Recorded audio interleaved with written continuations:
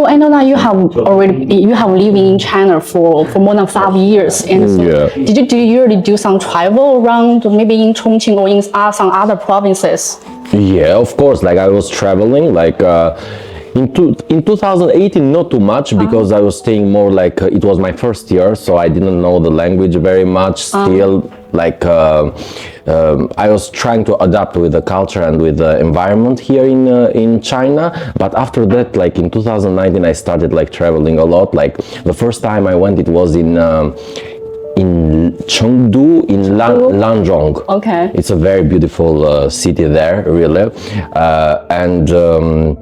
After that, I have been like traveling in many places. I went in Yunnan, Kunming. Oh, it's far away from. Yeah.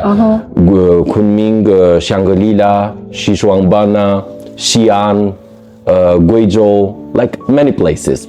Many places, but it's very special for me, Chengdu, because it was the first time I was traveling out of my comfort zone. So I was living in Chongqing, I got used in Chongqing, and after that I was saying like, oh, is going to be Chengdu the same safe as Chongqing? Chengdu, you can see a lot of pandas, a natural scenery, the buildings, amazing buildings, beautiful buildings, and really like in every city that I was, it was something common. Something common. So what is the common thing? Safety. Safety. Okay. Safety. Really. This was the thing that it was common. The second thing it was because I was taking a lot of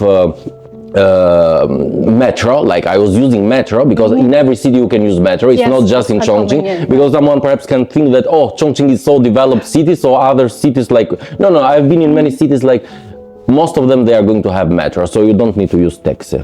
So it's very cheap. Traveling in China is very cheap.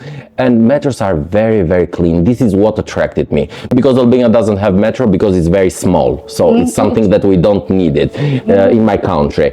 But if you use the metro in Italy, it's some kind of notification they are going to give to you saying, oh, be careful, there are pickpockets here, pickpockets. So you are so scared that you are going to take your bag. They actually have this kind of announcement? Yeah. Public announcement to remind you there will be this kind of incidents? Of course, in Fiumicino, in the airport of the Fiumicino, in Italy, when you take the metro there, you can hear something like this. And you should be very careful because you have the passport, you have your money, you have everything with you. So... Yes. So what do you think of the security check in a metro station? This is a little bit difficult to express an opinion because people can be divided in two groups. Someone can say like, oh, you are delaying my time, I need to go faster, why you are checking me, etc. I need to more time to get into the station. This is one group of people. Another group of people says, why not to be checked? Because it's safety.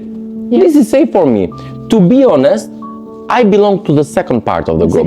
I like to be checked because it's safer for me and for the others.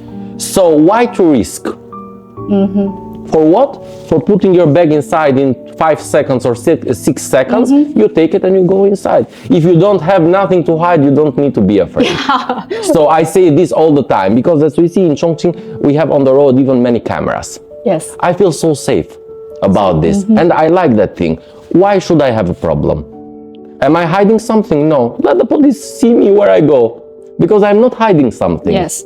So yeah, we talked about this safety thing in China. You know, I cannot remember when I saw a video. It's also a foreign friend. I cannot remember his nationality, and he just he was in something here. And a spring festival is coming, and a lot of people are playing maybe fireworks or something to celebrate the festival. And there's a kid was playing the fireworks. There was a big bomb, and this foreign friend, the thing that he was shocked. He was shocked. He was terrified, and in his mind, in the first impression, he would think that it was a bomb. And then after a pause of a few seconds, and he realized that it was not. So that pause, the few seconds of his facial expressions and also his reaction really to shocked me, because as our citizens in China or in Chongqing or any other places or provinces in China, and when we heard this kind of huge sound, and we would never think about that it would be gunfire or short or something. So maybe for some foreign friends, they have this kind of experience.